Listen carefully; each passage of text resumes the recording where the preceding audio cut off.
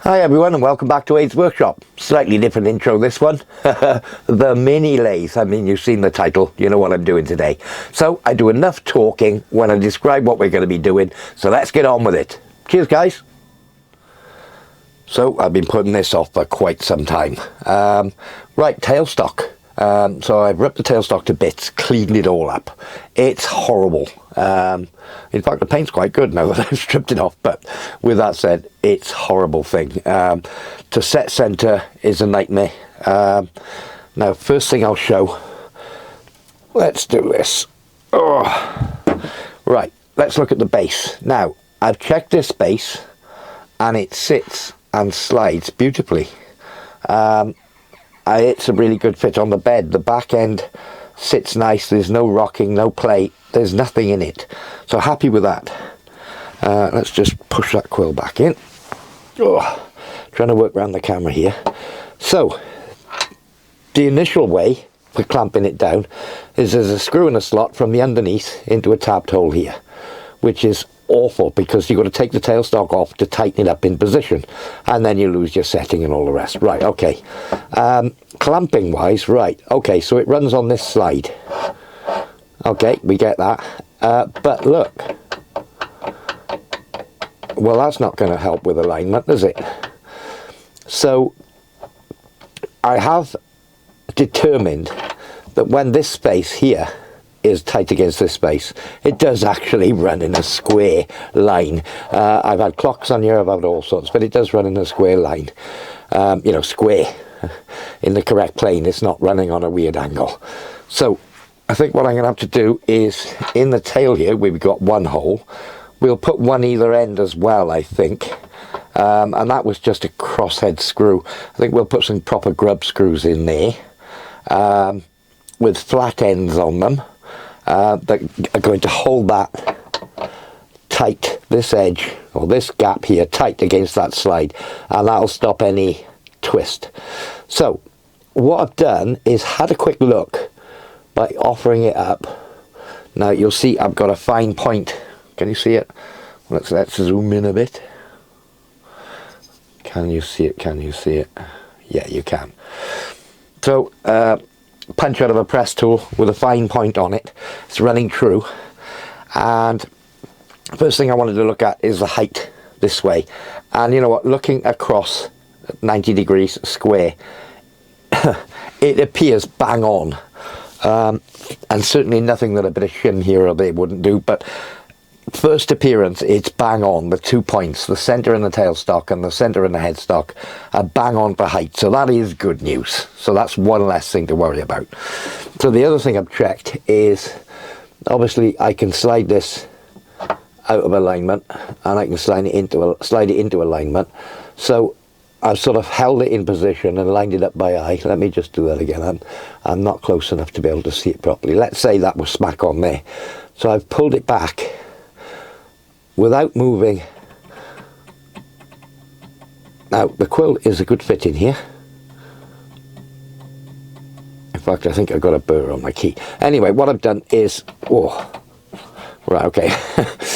So I lined it up at the back, close up, and then I've slid the tailstock back and pulled the quill out, and just check without moving it. I did it very delicately, just to see, and it stayed in line. So what that tells me is that the quill hole and the quill is square to the base, and that it doesn't wander off center, that you know, if you vary the amount of stick out on the quill. So that's good news. So it's just a means of adjustment.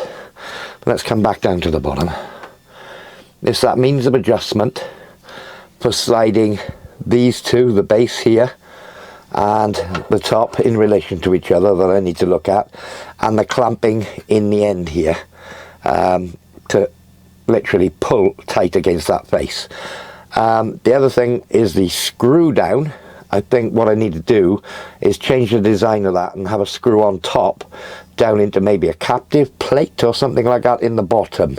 I think that's what I'll have to do, just have a screw down from the top, captive plate in the bottom. Let me show that. Let me take that out of the way.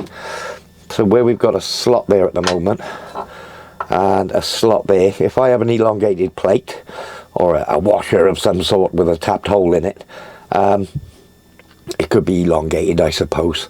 But if I have a plate that fits in there and will slide back and forth with the tapped hole, and then we're currently, that is a tapped hole in the base. If I drill that right through,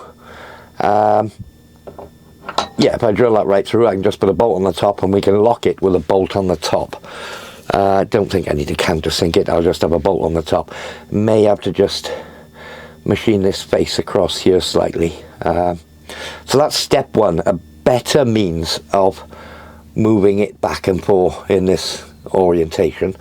So we'll make a start on that, and then we're going to look at a cam lock for it. Now, quite strangely, if I just turn this round, but let's bring it in this way round. So can you see it? Yeah, can you see that boss on there? Let's just push that into a better place where you can see it. Okay, so it's already got this boss on here, which I don't know whether it's an upgraded version or what have you, but it's obviously designed to have a cross shaft through it. So I'm going to utilize that and then make a cross shaft.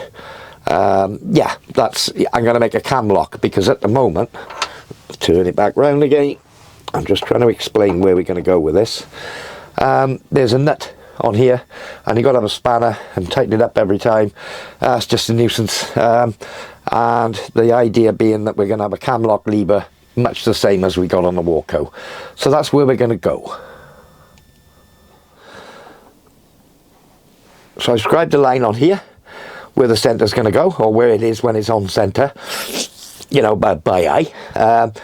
What I want to do is machine this slope away, bolt a little plate on here with a screw in it that will butt against this, not ramp, but a square edge, so that when I tighten the screw up, it'll push that away. And then on the other side, going to do the same thing. I'm going to machine a little bit of this away. Now in its position, it sits just proud. So I'm going to machine a nice flat surface on here, bolt a plate on, put a screw again. I may just machine a little bit of this corner away, you know, drop that back a little bit so I can have a screw in the back as well, so that I can jack one screw against another and push it back and forth to get it in place. And then I'll put the 3 screws in here as well. So that's where we're going to go. Now, I'm going to have to machine this away to give myself a stop to push against. So let me just come to the vise and show you what I'm thinking. So I can't just put that in the vise to do that, because it doesn't sit flat. These forms on here, there's no, this side doesn't equate to this side, there's no level playing field. So what I plan on doing is to remove this paint off here, so that I've got these 2 flat planes, put them down on a parallel, and then just skim through the middle of there just to true it up. Once I've done that, I can turn it round again, I can put it on parallels on that skimmed area, and then I can machine this away. So that's what we're going to do. So I did a first touch off, and it's just about cleaned up, just with the first scratch. Okay, there's a bit of paint left in there. Let's just get that up. Right, okay, let's put a 0.1 cut.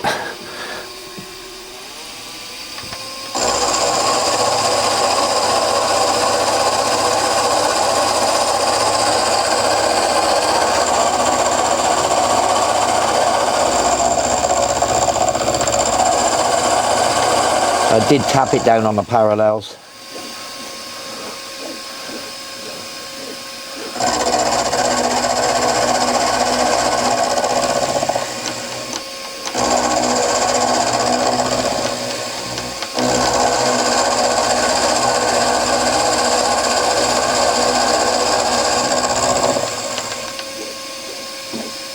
Oh, it's come to that end. I got a handle on that end.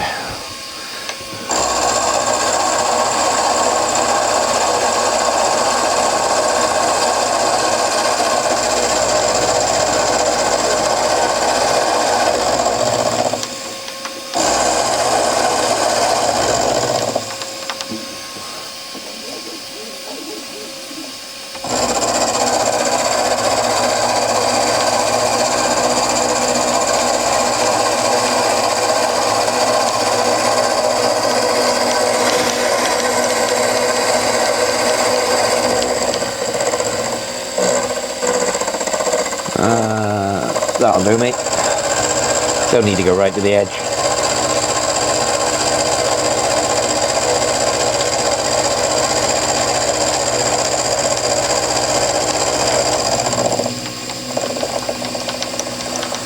Okay, just come back off there, vacuum.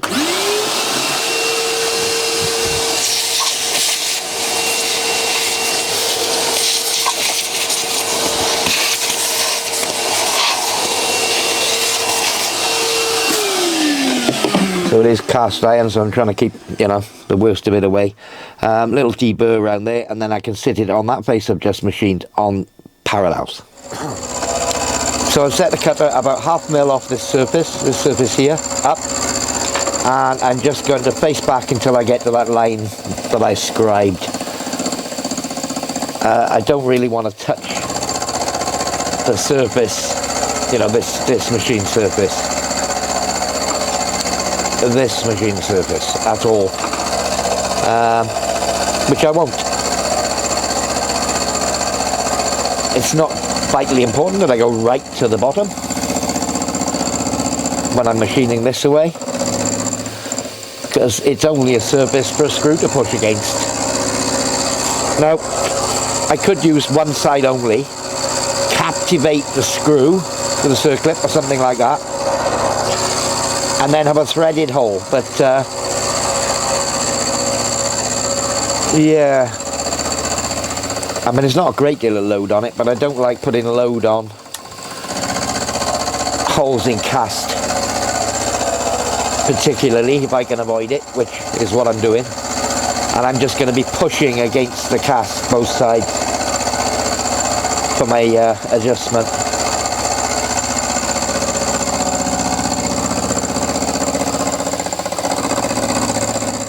So that's in the right spot there. That's stuck out about 1 mil. I want that. I'm going to be scratching across this surface, so I'm going to take 3 more mil off there so that the screw's stuck out the back a bit. So yeah, no problem, 3 mil more. So I'll set the DRO on my way to 0. I'm going to take another 3 mil.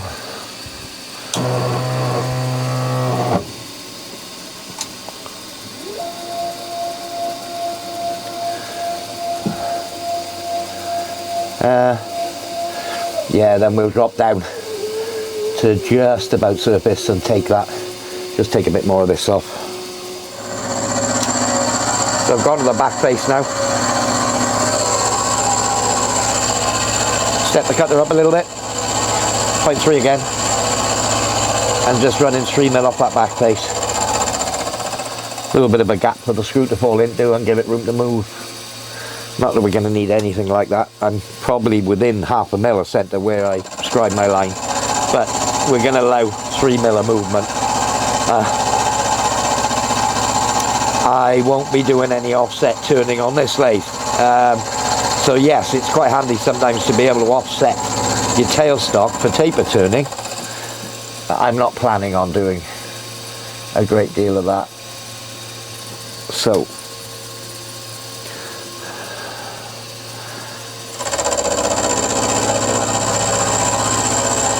and if I do need to do taper turning, I can use the other lathe. So as you can see, that is on the scribe line. I can see it again now, and that is stepped back. So let's have a look. 15 mil. If I have a piece of 15 mil plate on here, let's say 10 mil thick, same on the back. Let's just feel. I'll have to take the smallest scratch off the back. Okay, well, it's going to be smaller scratch off the front as well, but so I need to machine this and machine the back. Let's cut the plate first. Yeah, let's take these out. Let me have a think about this. Is there anything else I need to do on here before I remove it? No. So I'm going to remove this, and then let's have a look. 10 mil plate. Let's have a look. I have got some here somewhere. I know I've got some black 10 mil plate. Right, okay. That will In fact, I'm going to go right to the end. Let's get the grinder out, cut that off, cut myself some pieces about 18mm, 2 pieces, machine them up nice, drill and tap the holes. Yeah, okay, right, so we got a plan. We got some material, bit of mild steel, that'll do. Yeah, let's make some clamps or brackets or push plates. So I simply cut 2 pieces off about 18mm long with a grinder.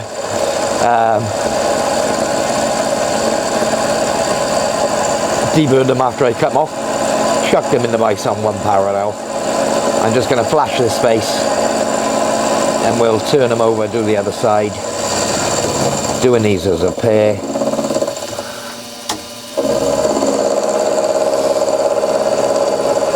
Yeah, we'll flip them over, do them to 15mm nominal. I'll just measure that with a rule.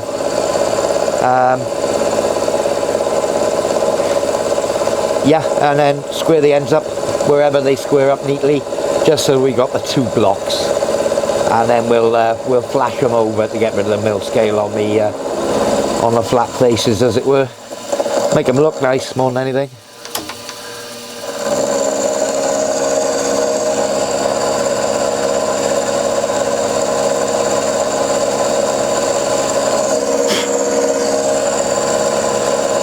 Alright, I'll get the vacuum on this in a minute. I'm going to spare your ears this time.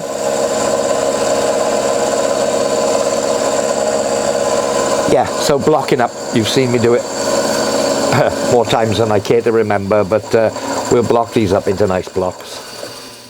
So, 2 little lozenges of steel, 1 per each side. I will put some champers on these after, and maybe top corners as well.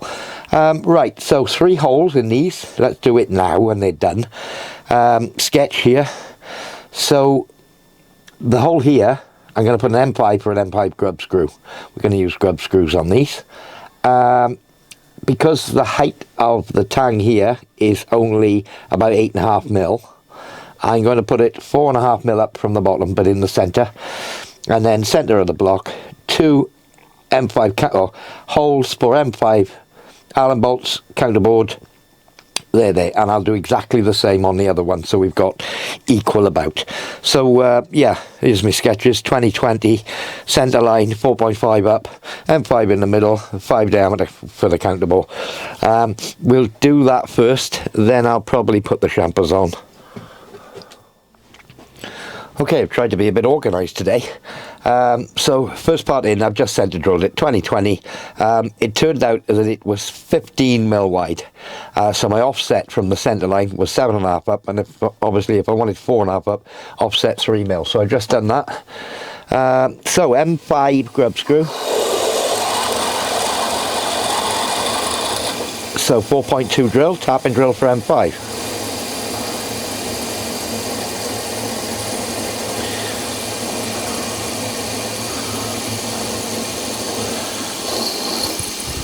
I've just slid 2 parallels in from the end just to stop it moving, but it's not going to move. This vise is really good. But right, that's first hole done. So while we're on that centre, let's put the M5 tap in. Or I could do with some MWF. Let me go across the shop and try not to knock the tripod. Okay. I need to get some more of this. Running low. Mine just lasted me a fair old while. 3 years?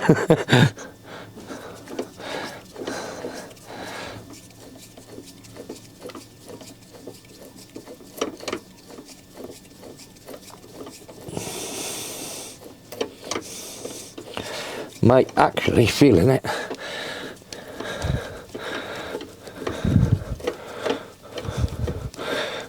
I'm going to tap it all the way through. I probably could do it by machine on this one.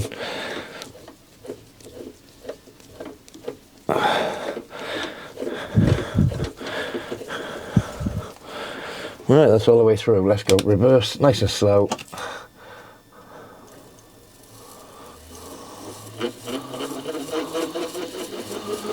Okay, that's tapped. And while we're in the right spot,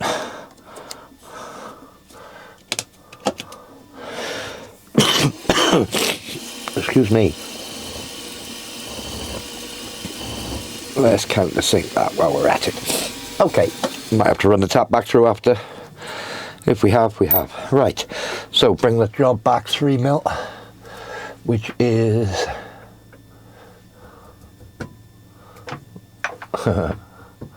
DRO's jumping. There we are, 3 mil and 20, which is there. So I've got my counter boring bit. I know that I need 5.3 for this, so is my quill high enough? Might have to just take my head up a little bit. There we go. So I'm going to pull that parallel out and push that one in to about there.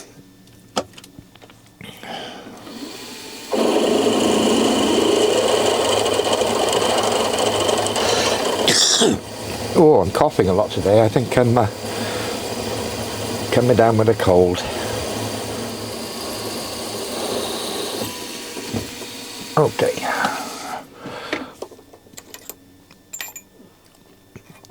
So, in with the counterboring bit. Oh, I got enough trouble on my head. Yes. So, 5 mil deep with this. There's a touch.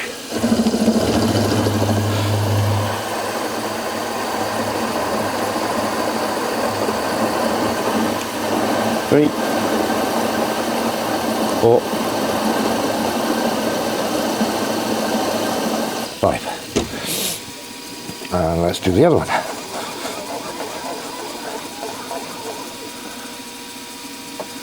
Yeah, I haven't put the parallel back, and it didn't go in anywhere. I trust this vise, and it is tight.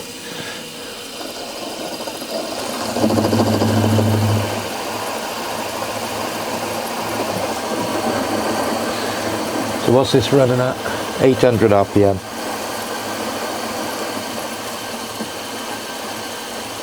And 5.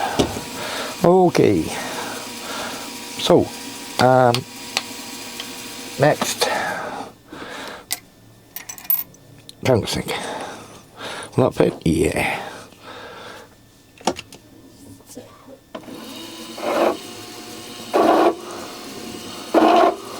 Nice.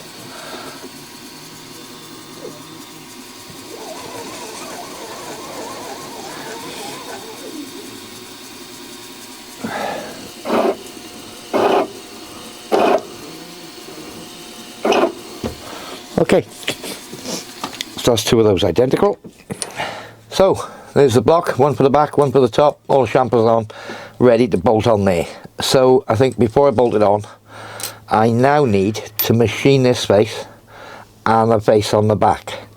So and then we'll look at what else we got to machine on here to do what we want to do. But at least if I machine this face and machine the face on the back, gives me something that could be held in the vise, etc, etc, or at least squared up. I wonder if I could hold it like that. I'm not going to touch this. I'm just going to touch this and this. Yeah, it may be worth just bolting it down like that. I do want to open that hole out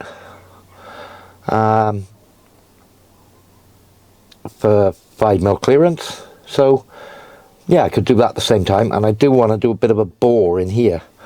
So yeah, that might be the way forward. I think what I'll do is clamp that down on the bed and just run a clock over here and see how good the top is to the bottom. If it's no good, I could clamp it down and flash the top first. Is it worth doing that anyway? It's got to be worth doing that anyway, isn't it? Yeah, I think I'll clamp it down there, flash it over the top, then I can put it down on there. I know that that's nice and square to that, and then I can do those 2.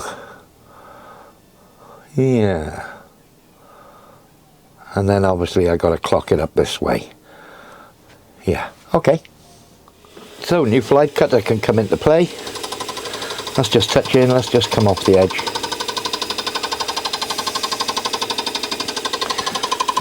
Right, bolted down on the bed, single bolt in the middle. Squared it up literally by eye, doesn't matter at this stage. all I'm looking for is a flat face here, square to the bottom face. And I have run an oil stone over the bottom just to make sure that there's no lumps or bumps. So let's see how good this was.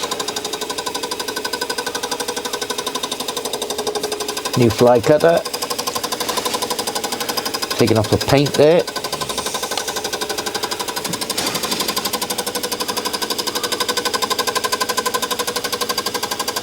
Looking good.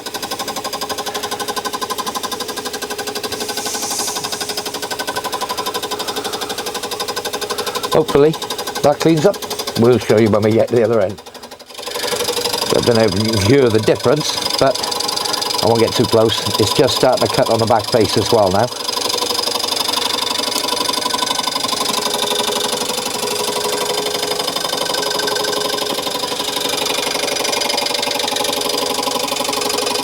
So I'm going to let that run right off the end and call that done, I think. It appears as though it's going to clean up lovely. So just come into the end. Swirls in both directions. I like it. Nearly there. So that was a success. Just literally the slides of touches, and so it does say that that was machined really, really nicely square to the base. So yeah, happy days. Can you see it? Near enough. Right, okay. So let's bring that clock away. Right, okay. So the lever of the clock is against this space. So if I wind the table this way and just bring it in one full turn onto the 0, I can see the 0 there. Right, if I wind the table again away, it's on the very back edge.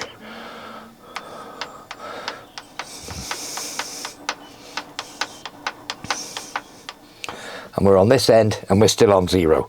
So the key, or the bit that follows the key that keeps it all square, is now square, and what have you. Well, I've tightened down on the 2 clamps on the bed.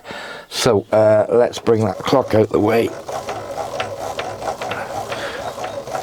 And we'll take the clock out, put it somewhere safe again, and pretty much know that if I machine this space and this space, that we're square to the slot, which is the bit that's doing the work in this instance.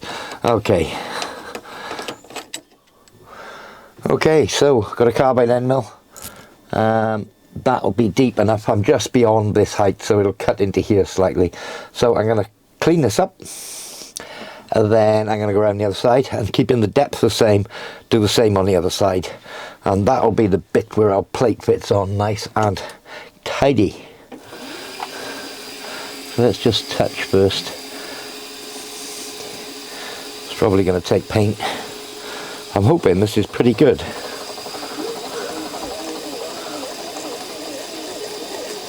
Okay, let's set Y0. 0.1. Oh, bit fast.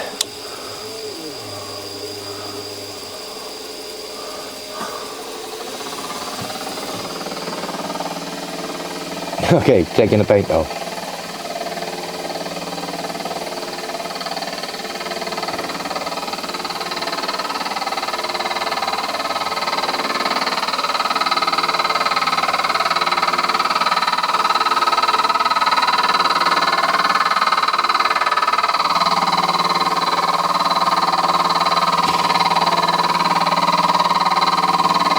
So I think this was machined previously to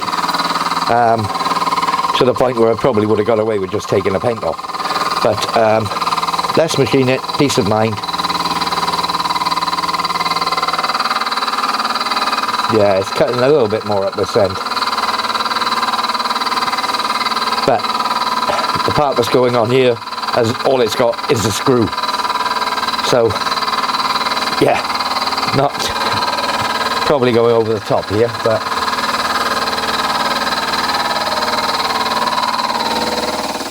okay, another 0.1. That'll probably clean up there.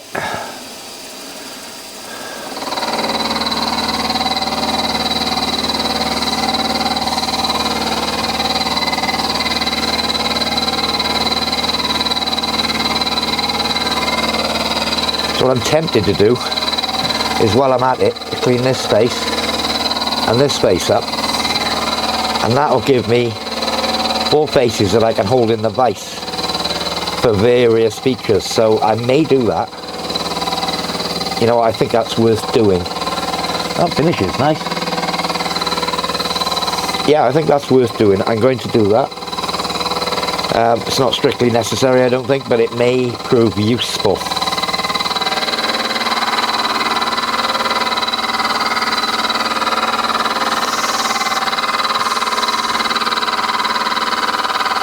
But I know I have got some work to do on this top face once I've done this. Yeah, because I want to drill some holes in here. So if these two are machined, and that back face, I can put it down on that for drilling the holes here.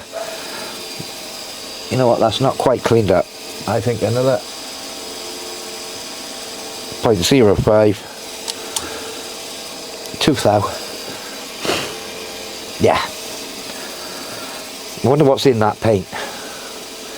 Chinese paint. It's not going to be lead. So I know this lathe dates from, I'm going to say 2016.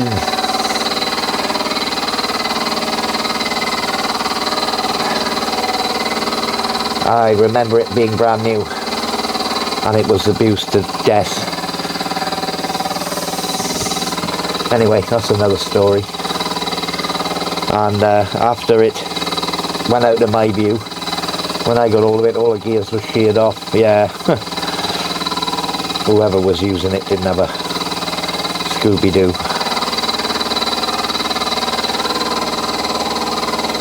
Nice.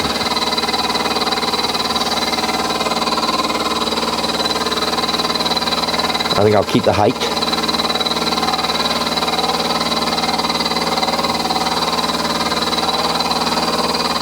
I'm going to go to the back face next.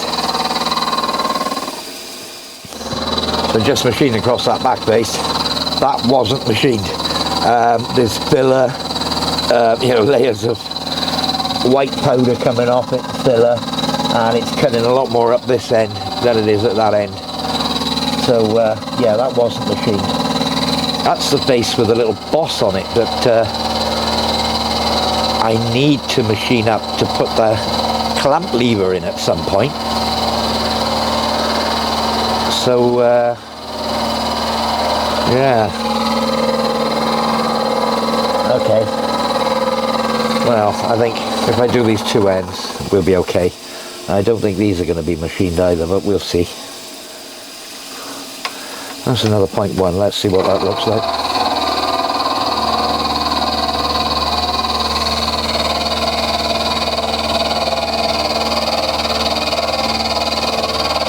Cleaned up this side.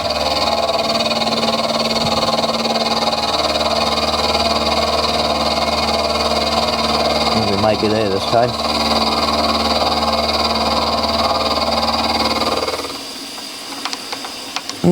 Yeah, okay. That's very similar to how the back went and how the other side was. Sort of touched in the middle first on the other end, as you saw, and same this end.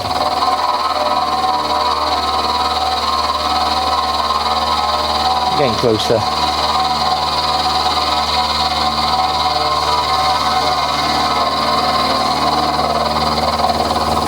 And I may come a little deeper on this face because I'm not getting in here because there's a draft angle in there. So let's come down a bit. Let's try that.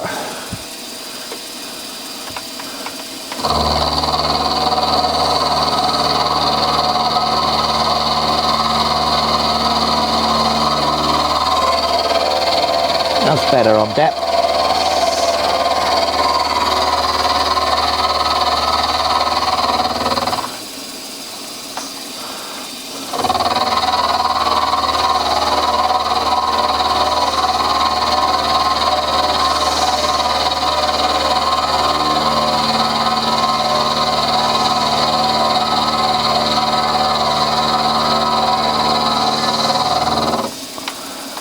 There, we'll go a bit more. We'll clean it up.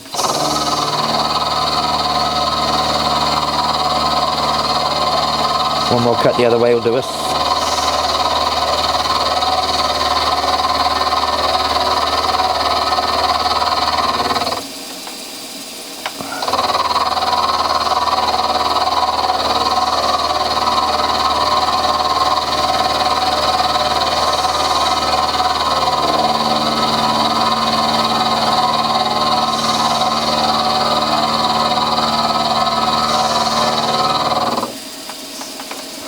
Okay, right, so that's done that. I think the next thing I'm going to do, vacuum up, and then we'll look at opening that hole out to 5mm clearance, and then I want to put a bore in that hole while I'm set up. So I haven't used this in a long time. So my little lever clock that I use, you know, the one in the wooden box, wouldn't reach down in the hole. So just thought I'll pick up the middle of that hole.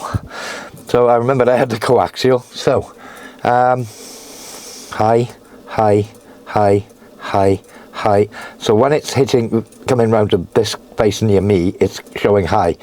So I'll just bring the part towards me. Let's try 0.2. That's better. High, high, high, high. It's high here. So I need to go this way. So let's have a look.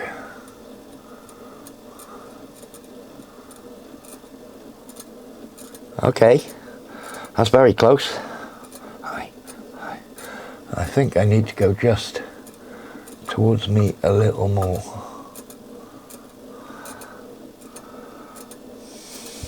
Jumping a little bit.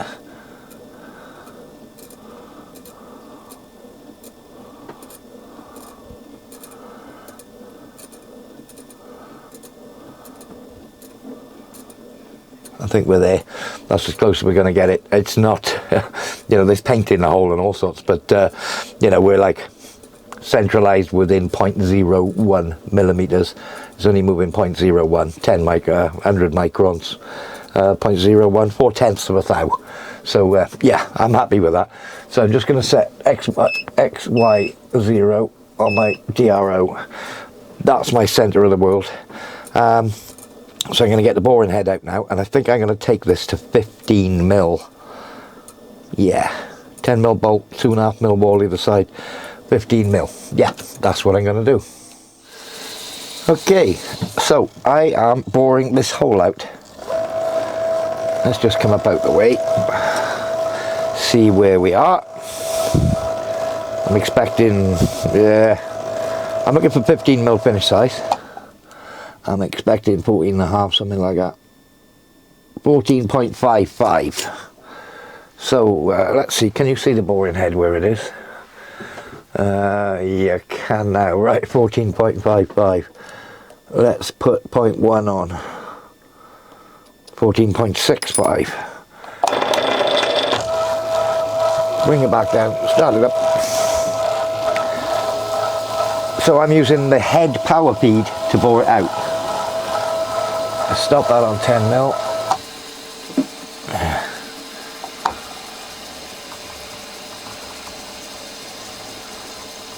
Okay. So I'll bring it around and show you that. So yeah, the power feed on the head is winding the head down and I'm boring through the hole. When I get to the bottom, flick the switch on my power feed and we'll come back up, take a spring pass on the way out. So that's 14.65. I'm going to take another 0.1, keep going. So what I have done is turned up a plug, measured it accurately. That's 15mm, that's 14.9. So 14.65 I'm saying is where I am now. So I'm just going to put another 0.1 on. 14.75. And send the feed back down again. Better than all this winding handles malarkey, isn't it? Anyway. It's all good. Where are we? Oh. Hey? Oh, I'm still going up.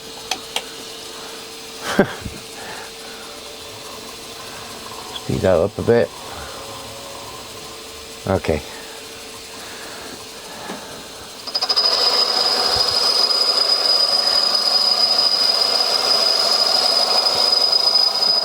So I'm going handheld here for a second. Under my bench, big box. Oh, let me just swap that feed the other way. And 2 potentiometers. Bottom one is my x-axis speed. The top one is the z-axis speed. So So yeah, that's basically how I speed up, slow down the feed.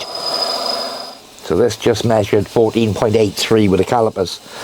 I've taken another 0.05. I think the 14.9 should go in next. When that just enters, crack it open by another 0.1. Try the gauge in there. And I want it to be a slip fit on 15 mil. Not tight, just a, you know, sliding fit. Okay, let's bring that back out. So that should be 14.9. Haven't used the boring head in a while. Anyway, we're nearly there. So 14.9 enters. 15 mil is just trying. I think what I'll do is give myself one more line on here. Like that. And we'll run it again. So fast feed till I get to about 10-12 mil.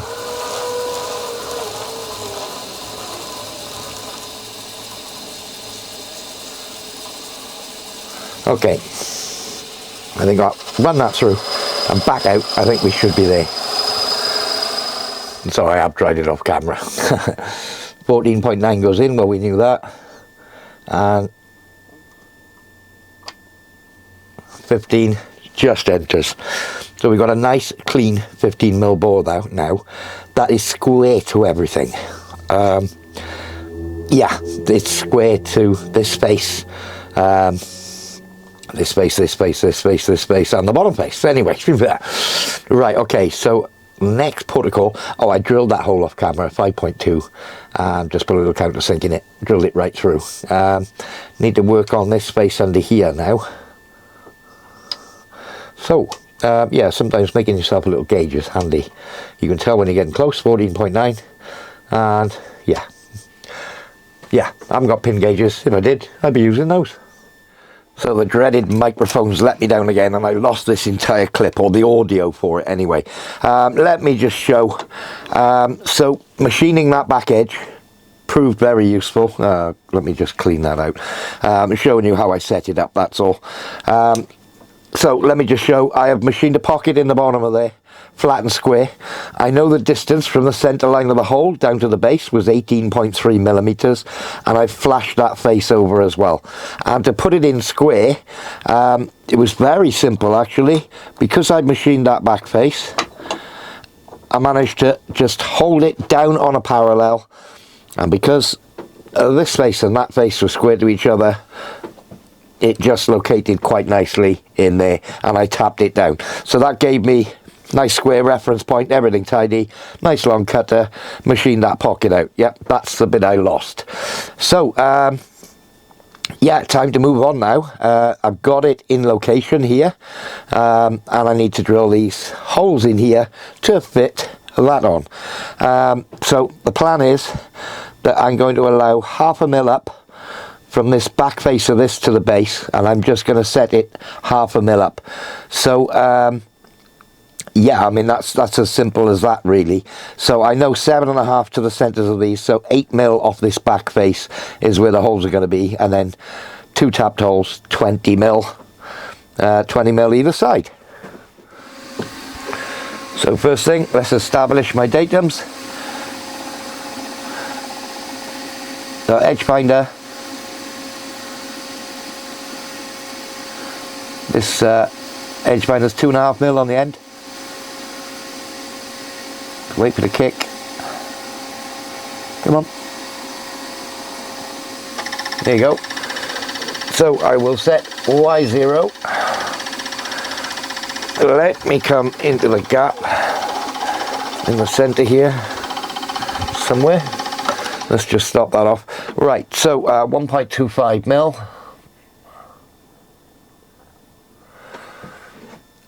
Y0 again, right, okay.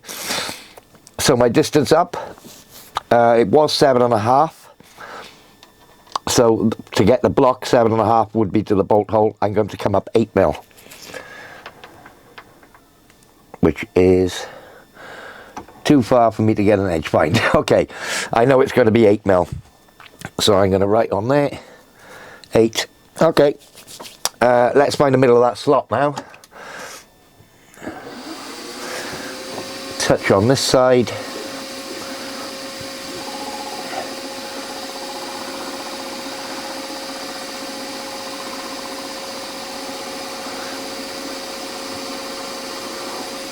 There. X0. Let's touch on the other side.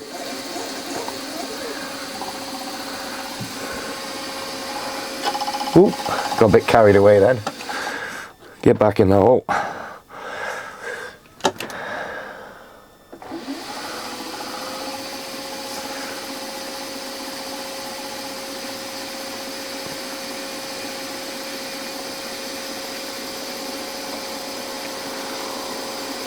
There. So, what have we got? 16.2, 8.1. I could use the half function, but I can work that one out.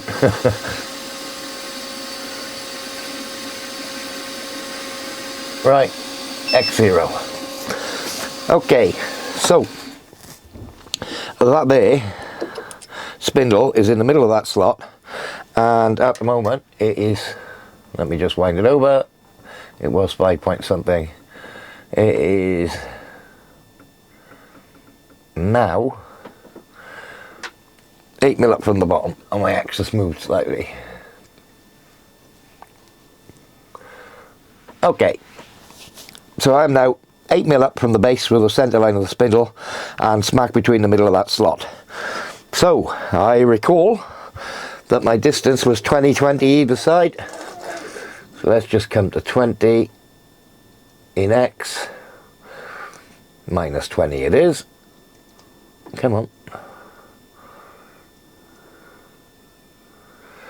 Right, centre drill. Here's one.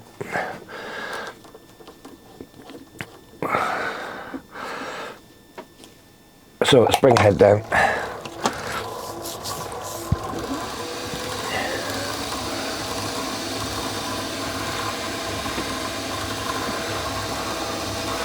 And then you wait.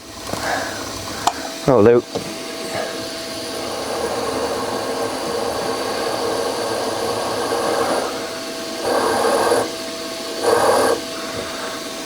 That's 20 and 20 the other way. So I'm going to have to be careful with this one because the clamp holes from the edge, I'll point in a minute. Let me just set my deer out to 20. Oh. Okay. The clamp holes that I want to put in this way to come through into that slot, if I'm not careful, I'm going to foul on that bolt. So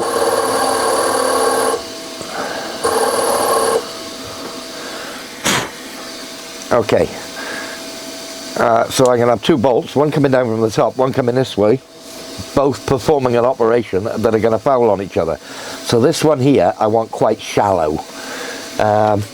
Yeah, so I'm only going to drill them 10mm deep in effect. Then I'm going to tap them and put a bottom in tap in, and I can use some quite short bolts when I come to hold that on there. Right, and then when I drill in from the side, I'm going to probably pass through the hole that I've drilled, but the tapped hole to hold the grub screw in won't foul, as it were. Yeah, okay, so you got the gist. So M5 4.2 drill, let me grab that. Today I am not organised. Yeah.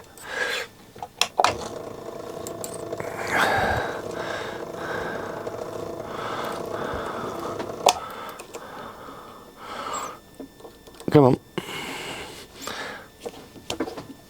That countersink was way too big, wasn't it? It'll be alright by the time I get. So let's have a quick. That puts the taper on surface, set a 0 on my DRO, on the quill.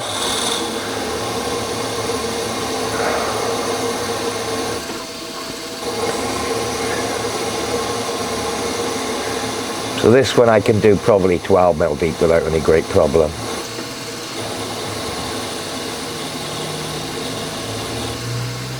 That was 11.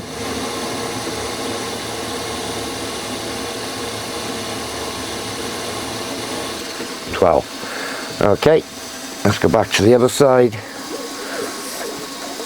You know, I can actually drill this hole as long as the bolt is short. I'll do this one 12 as well, should be okay.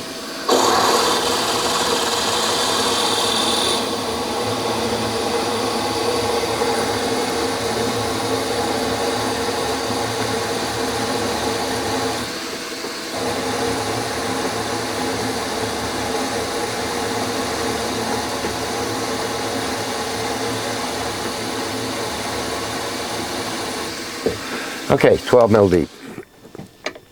So I'm going to tap those. You've seen me tapping before, guys. I'm going to tap those M5, and that then can be bolted directly onto there. And on the other side, I'll do exactly the same thing. So, done a little bit of work off camera.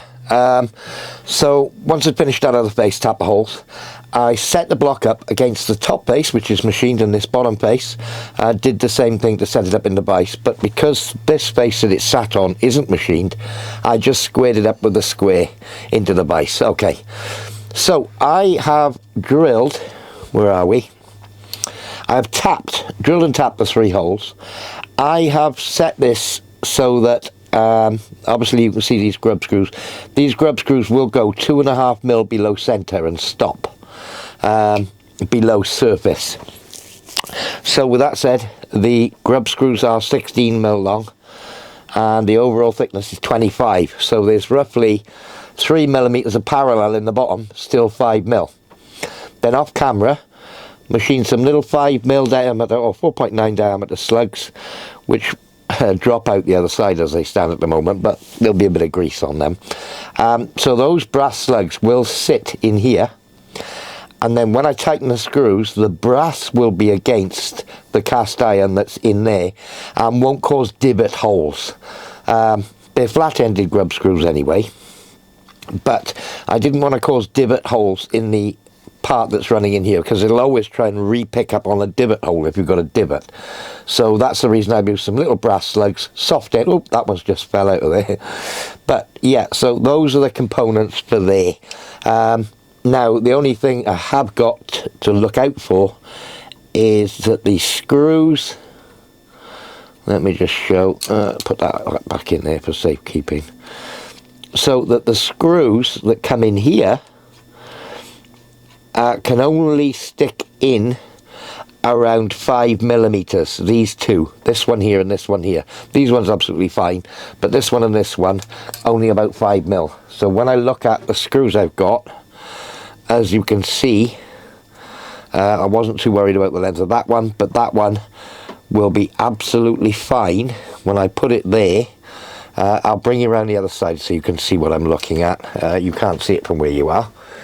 That's a better viewing position. So when this is screwed on the face, you can see that we won't get any interference of the 2 screws one with another. So that was the thinking there, of having some quite short screws. Yeah, I mean, there's not a lot of load going to be on them, and it's in 5 mil. Well, in fact, it's about 4 mil. But an M5 in 4 mil, that'll be fine. It's going to be screwed in there and stay in there. So we're starting to get some components, so I need to put everything safe now that we've made so far. And I think I'm going to stop there for this video. Okay, so as I said, we're going to call it a day for today. Yeah, really good progress on the tailstock so far. I haven't quite worked out how I'm going to do the cam lock yet, but I got ideas. So with that said, I'm going to see you on the next one. I hope you've enjoyed watching this as much as I've enjoyed making it. Yeah, a bit of fun to get on with the mini lathe. It's been a long time coming, and I think this is episode, I'm going to guess at 25. I think it is 25. Anyway, don't forget to hit that subscribe button, hit the bell, the notification thing, and if you're watching on mobile, I got it wrong last time. I said when you push the like button, up comes the boost button, but it's not boost, it's hype. So when you push like on a mobile device, push the thumbs up button, you get the option to hype the video. So push the hype for me as well if you can, guys. Anyway, with that said, I'm going to be gone. Thanks for watching.